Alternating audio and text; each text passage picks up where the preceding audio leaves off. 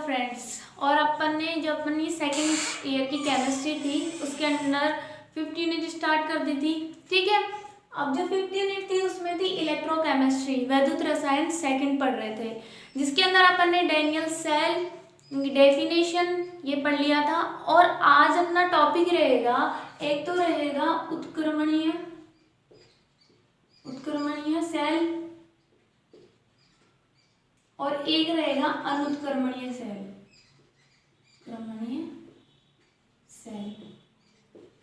लेकिन उत्क्रमणीय और अनुत्क्रमणीय सेल में थ्योरी है, उससे पहले अपन समीकरण पढ़ेंगे, नेंस्ट समीकरण। ठीक है, क्योंकि ये बोरिंग हो जाएंगे ना, इससे पहले अपन समीकरण क्लियर कर लेंगे। समीकरण क्लियर हो जाएगा फिर आराम से अपन ये थ्योरी पढ़ लेंगे। अब देखो, हेडिंग डाल लो, नेंस्ट समीकरण क्या होता है, नेंस्ट समीकरण। ठीक है, नेंस्ट समीकरण। ठीक है, पहली बात तो इसकी डेफिनेशन पता होनी चाहिए कि नेंस्ट समीकरण होता क्या है। अब देखो, एक होता है विद्युतवाहक बल, एक होता है ताप और विलयन में उपस्थित आयनों की सक्रियता। देखो, नेंस्ट समीकरण क्या करता है, इन सब चीजों को संतुलित करता है। यानी कि अगर अपन उसकी परिभाषा देखें तो परिभाषा क्या होती है, किसी सेल में नेंस्ट समीकरण में विद्युतवाहक बल, ताप, विलयन में उपस्थित आयनों की सक्रियता के मध्य संबंध स्थापित करना क्या कहलाता है, अपना नेंस्ट समीकरण कहलाता है। ठीक है, नेंस्ट समीकरण समझ में आ गई बात। क्या बोला मैंने, नेंस्ट समीकरण सेल में उपस्थित विद्युतवाहक बल, ताप, विलयन और विलयन में उपस्थित आयनों की सक्रियता के मध्य संबंध स्थापित करना क्या कहलाता है, अपना नेंस्ट समीकरण कहलाता है। ठीक है, नेंस्ट समीकरण हो गया, इसकी डेफिनेशन लिख लीजिएगा, 2 बार बोल दी मैंने। ठीक है, अब अपन स्टार्ट करते हैं समीकरण अपना। समीकरण देखो, अपन ने डैनियल सेल पढ़ा था पिछले लेक्चर में। जो डैनियल सेल था उसको अपन आज खुले परिपथ में उसका समीकरण निकालेंगे, खुले परिपथ उत्क्रमणीय अभिक्रिया में। ठीक है, तो डैनियल सेल की एक उत्क्रमणीय अभिक्रिया ले लेंगे, डैनियल सेल की एक उत्क्रमणीय अभिक्रिया ले लेते हैं। जैसे देखो, small A capital A plus small B capital B, और ये बैलेंसिंग हो गई, यानी कि ये साम्य अवस्था में है। उत्क्रमणीय भी है, small C capital C plus small D और कैपिटल डी। ठीक है, समीकरण नंबर 1। अब देखो क्या बोल रही हूं मैं, डैनियल सेल में एक उत्क्रमणीय अभिक्रिया लिए, small A plus small B capital C. ठीक है, ये क्या है, जो कैपिटल ए और कैपिटल बी है ना, वो स्मॉल ए स्मॉल बी की क्या है, सक्रियताएं हैं। क्या है, सक्रियताएं हैं। अब अपन आगे देखो क्या देखते हैं, अब ये पूरी सेल अभिक्रिया पढ़ रहे हैं ना, तो इस सेल अभिक्रिया के लिए, सेल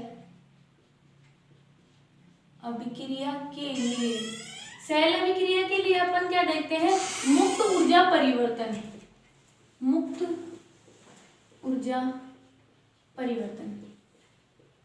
सेल अभिक्रिया के लिए मुक्त ऊर्जा परिवर्तन देखते हैं, तो वो होता है delta G is equal to delta G not plus RT log E।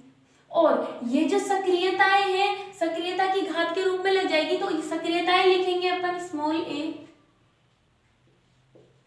Capital B.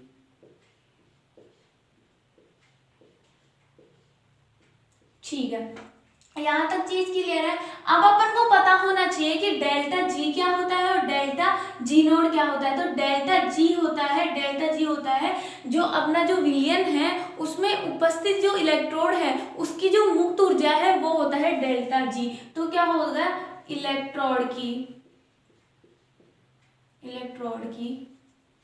मुक्त ऊर्जा है। ठीक है, डेल्टा जी, और डेल्टा जी नॉट लग जाता है तो मानक इलेक्ट्रोड की मुक्त ऊर्जा हो जाएगी। डेल्टा जी नॉट लग जाएगा तो मानक इलेक्ट्रोड की मुक्त ऊर्जा हो जाएगी। यहाँ तक चीज समझ में आ गई। अब देखो आगे अपन को क्या करना है, आगे अपन को करना है जो इलेक्ट्रोड की मुक्त ऊर्जा ऊर्जा है और विद्युत वाहक बल है ना, उनके मध्य संबंध स्थापित करके समीकरण निकालना है अपन को। ठीक है, ये समीकरण नंबर 2 डाल लो।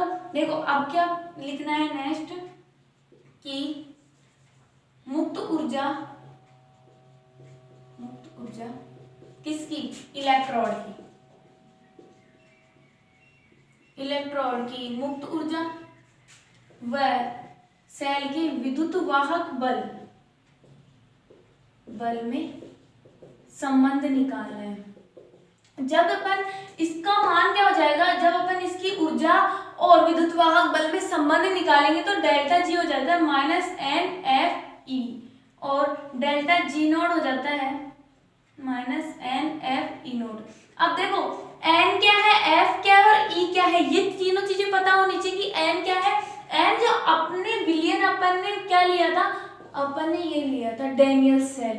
इस डैनियल सेल में यहाँ से क्या लेके जा रहे थे अपन, इलेक्ट्रॉन जा रहे थे। तो ये जो इलेक्ट्रॉन स्थानांतरित हुए ना, उनकी संख्या है n। तो साइड में लिख लेना क्या, n क्या है, स्थानांतरित,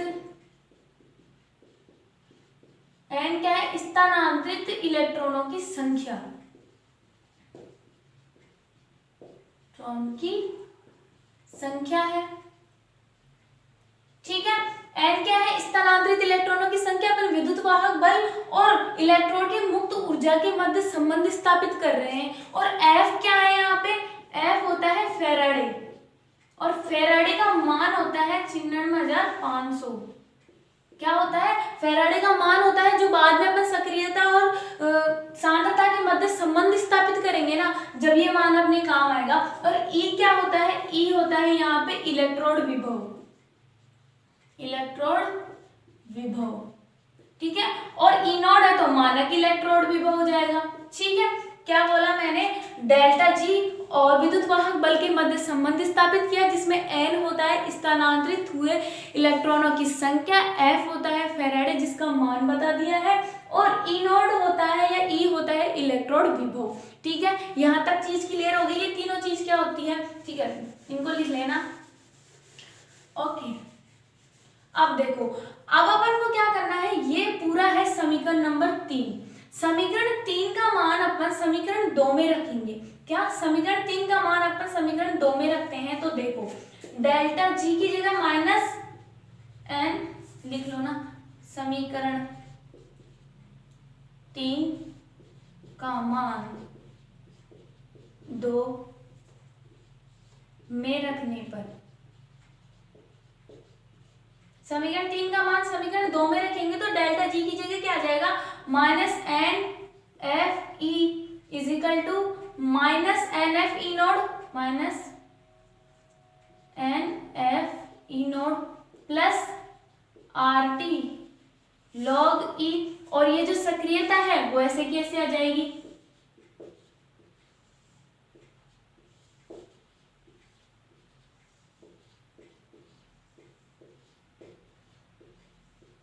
यहाँ तक क्लियर हो गया अपना, यहाँ तक चीज क्लियर हो गई। अब देखो ये समीकरण हो गया, अब इसको अपन मिटा देते हैं। और क्या करना है अपन को, ये जो अपने पास समीकरण प्राप्त हुआ, इस पूरे समीकरण में -NF का क्या लगा देंगे अपन, भाग लगा देंगे। क्या करेंगे, -NF का भाग लगा देंगे, -NF का क्या लगा देंगे, भाग लगा देंगे। ठीक है, लगाओ, -NF का भाग लगा देंगे तो यहाँ पे बचेगा NF से NF, तो E बचेगा, E इज इक्वल टू, और यहाँ पे क्या बचेगा, E नॉट बचेगा, माइनस RT log E, और इसमें भी NF का भाग लगा। ठीक है, और वही सांद्रता आ गई A B C, और इसी को अपन क्या बोलते हैं, नैन समीकरण बोलते हैं। क्या बोलते हैं अपन इसी को, समीकरण नंबर 4। यही अपना क्या है, नैन समीकरण है। यहाँ तक समझ में आ गई क्या बात। पहले अपन ने गिब्स ऊर्जा निकाल ली, यानी कि जो मुक्त ऊर्जा थी इलेक्ट्रोडों की, उसके अंदर क्या निकाला अपन ने, परिवर्तन निकाला, फिर विद्युत वाहक बल और उसमें संबंध निकाला। ठीक है, संबंध निकालने के बाद अपन ने इनका मान निकाला, 2 का मान समीकरण 3 में पुट किया तो अपन को ये प्राप्त हुआ, ये प्राप्त होने के बाद अपने भाग दिया तो ये समीकरण प्राप्त हुआ, ये नैन्थ समीकरण हो गया। अब क्वेश्चन क्या आ जाता है अपने पास, इसको लिख लेना। अब क्वेश्चन आ जाता है अपने पास कि जो नैन्थ समीकरण है उसको सक्रियता के पदों में लिखो। ठीक है, सक्रियता के पदों में लिखो। क्वेश्चन आ जाता है एक छोटा एक बड़ा क्वेश्चन में आ जाता है कि सक्रियता के पदों में लिखो। तो क्या होता है, देखो सक्रियता जो होती है ना, सक्रियता वो सांद्रता के बराबर होती है, सांद्रता के लगभग बराबर होती है। तो यहाँ पे जो small A capital A is equal to small B capital B, small C capital C, ये सब इनका मान अपन 1 ले लेंगे। इन सब का मान अपन 1 ले लेंगे तो ये भी क्या हो जाएगा, इसका मान भी 1 हो जाएगा। तो E इज इक्वल टू क्या हो जाएगा, E नॉट हो जाएगा। यानी कि E is equal to E not हो जाएगा तो क्या हो जाएगा, इलेक्ट्रोड विभव और मानक इलेक्ट्रोड विभव निकल के आएगा। देखो इलेक्ट्रोड विभव का मान, इलेक्ट्रोड विभव का मान और मानक इलेक्ट्रोड विभव का मान, इलेक्ट्रोड विभव का मान। ठीक है, दोनों के मान क्या हो जाएंगे, समान हो जाएंगे। तो जब अपन इलेक्ट्रोड विभव और मानक इलेक्ट्रोड विभव का मान निकालेंगे तो देखो क्या निकलेगा, E is equal to E not minus 2.303 upon NF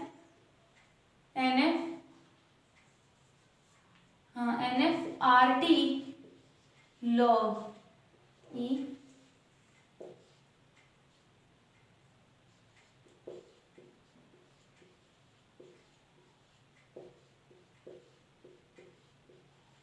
ये हो जाएगा।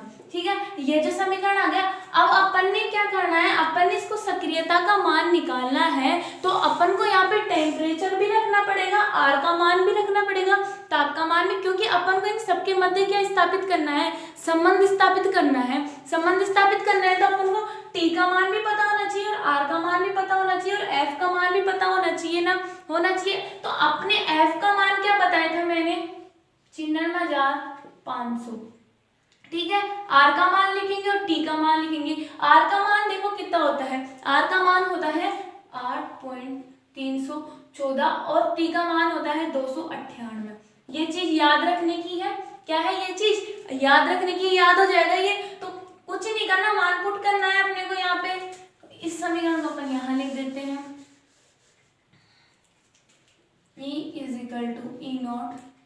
ठीक है, और माइनस 2.303, R का मान 8.314 इंटू T का मान 298 अपॉन NF log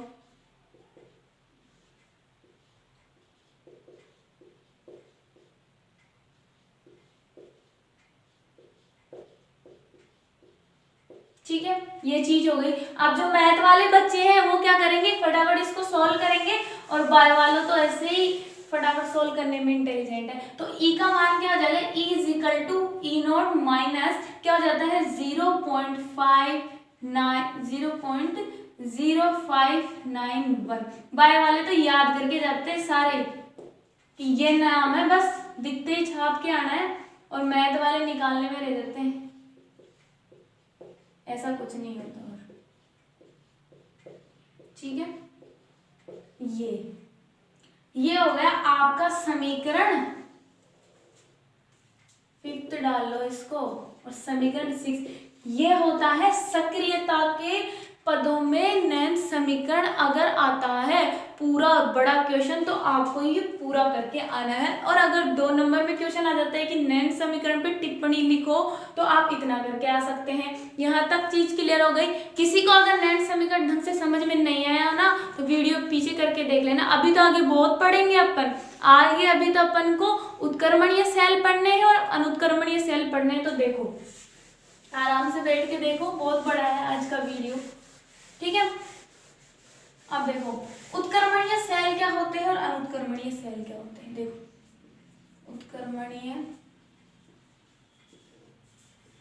सेल और एक होता है अनुत्क्रमणीय सेल।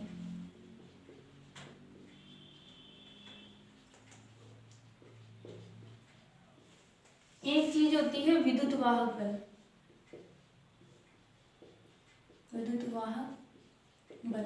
देखो जब अपन ने डैनियल सेल पढ़ा था, तो जब डैनियल सेल पढ़ा था अपन ने, तो वहां बंद परिपथ लिया था, तो विभवांतर किसके ऊपर नापा था, विभवमापी से, ठीक है। लेकिन क्या है, अपन यहाँ पे आज के ले रहे हैं खुला परिपथ लेते हैं, तो जो विभवांतर होता है वो विद्युत वाहक बल में माप जाता है। यानी कि अगर विद्युत वाहक बल की परिभाषा अपन देखें तो क्या हो जाती है, किसी सेल में खुले परिपथ के अंदर, किसी सेल के खुले परिपथ में दो इलेक्ट्रोडों के मध्य की जो प्लेटें हैं ना, उनके मध्य जो उत्पन्न विभवांतर क्या कहलाएगा, विद्युत वाहक बल कहलाएगा, ठीक है, विद्युत वाहक बल कहलाएगा। अब देखो एक सेल मान लो ये है, एक सेल मान लो ये है, एक तो इसका विद्युत वाहक बल और एक वो इसका विद्युत वाहक बल, ठीक है, दोनों का विद्युत वाहक बल है। और एक चीज होती है अत्यंत सूक्ष्म, एक होता है साम्य और एक होता है उच्च। इसकी डेफिनेशन अभी निकल के आएगी अपने पास, एग्जाम्पल करेंगे, एग्जाम्पल से डेफिनेशन निकल के आएगी। डैनियल सेल की बात करें, अब देखो ये जो कोई सेल है, अपन ने कोई बाह्य स्रोत लिया है, बाह्य स्रोत या फिर कोई अन्य सेल लिया है, ठीक है, इसका विद्युत वाहक बल अगर इसके विद्युत वाहक बल के बिल्कुल ही कम हो, तो अपन ने डैनियल सेल की टोटल रिएक्शन क्या निकाली थी, Cu+2 Zn+Cu+2, ठीक है, Zn+2 और Cu, ये अपनी टोटल रिएक्शन थी। तो इसका विद्युत वाहक बल अगर नगण्य या बिल्कुल सूक्ष्म हो, इनफाइनाइट में हो सूक्ष्म, तो इसका विद्युत वाहक बल बिल्कुल सूक्ष्म हो, तो इसके विद्युत वाहक बल में कोई फर्क पड़ेगा क्या, नहीं पड़ेगा ना। एक गाड़ी है ये बहुत तेज चल रही है और ये चल ही नहीं रही, तो इन दोनों में रेस हो रही है, तो इसमें कोई फर्क पड़ेगा क्या, नहीं पड़ेगा ना। अपनी रिएक्शन जैसे पहले थी वैसे ही अभी रहेगी ना, सही बात है। अब देखो ये तो होगी अत्यंत सूक्ष्म वाली स्थिति। अब बात करते हैं कि साम्यावस्था वाली स्थिति, इसका विद्युत वाहक बल और इसका विद्युत वाहक बल समान हो, यानी कि दोनों गाड़ियों में रेस हो रही है और दोनों का विद्युत वाहक बल क्या है, समान है, तो अपनी रिएक्शन क्या हो जाएगी, ये हो जाएगी साम्यावस्था की स्थिति में। बिल्कुल सही बात है ना, साम्यावस्था की स्थिति में कहाँ आ गई, जब दोनों समान होगा, दोनों में बैलेंसिंग हो रही है, ठीक है, तो ये हो गई साम्यावस्था की स्थिति। अब बात आ रही है उच्च, अगर इसका विद्युत वाहक बल ज्यादा हो इसके विद्युत वाहक बल से, ये गाड़ी जो पहले चल ही नहीं रही थी, ये इससे भी फास्ट चल रही है, इसका विद्युत वाहक बल बहुत ज्यादा है इसके विद्युत वाहक बल से, तो ये अभिक्रिया पहले ऐसे थी जब इसका चल रहा था, लेकिन अब ये विद्युत अभिक्रिया ऐसे हो जाएगी। सीधा सा समझाने का मतलब ये है कि जो उत्क्रमणीय अभिक्रियाएं जो होती है ना, उसमें धारा की दिशा परिवर्तित होती है, लेकिन धारा की दिशा भी परिवर्तित होती है और अभिक्रिया की दिशा भी परिवर्तित होती है, ये उत्क्रमणीय सेल कहलाते हैं। सीधी सी बात ध्यान में ये रखनी है कि जो उत्क्रमणीय सेल होते हैं उसमें धारा की जो दिशा होती है ना, धारा की दिशा क्या हो जाती है, विपरीत होती है और अभिक्रिया की दिशा भी क्या होती है, दिशा भी विपरीत होती है। देखो सीधी सी बात है, विद्युत वाहक बल जो होता है ना, विद्युत वाहक बल एक अदिश राशि है और जो अदिश राशियां होती है ना, वो कभी भी धारा की दिशा सीधी नहीं होती, विपरीत ही होती है उनकी धारा की दिशा, ठीक है, ये चीज याद रखना, धारा की दिशा हमेशा विपरीत ही होगी, तो इसकी धारा की दिशा भी क्या होगी, विपरीत ही होगी। लेकिन अनुत्क्रमणीय अभिक्रिया होगी, उसके अंदर अभिक्रिया की दिशा विपरीत नहीं होती है, कभी भी याद रखना, अभिक्रिया की दिशा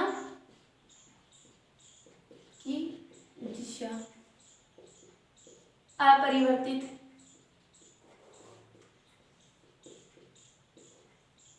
ये भी परिवर्तित, हाँ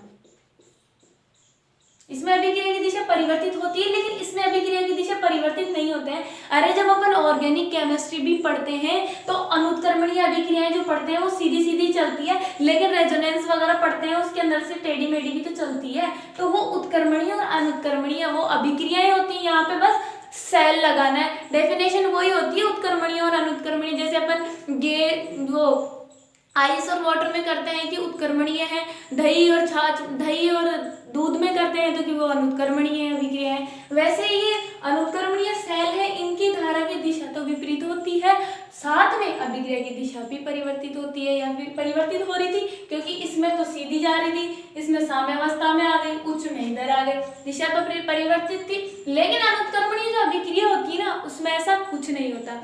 यहाँ तक आज का अपना टॉपिक क्लियर रहेगा। कल जो अपन क्या पढ़ेंगे, अब ना ये चीज क्लियर होगी, कल अपन जो एक तो इसका न्यूमेरिकल देख लेंगे, ठीक है। Thank you.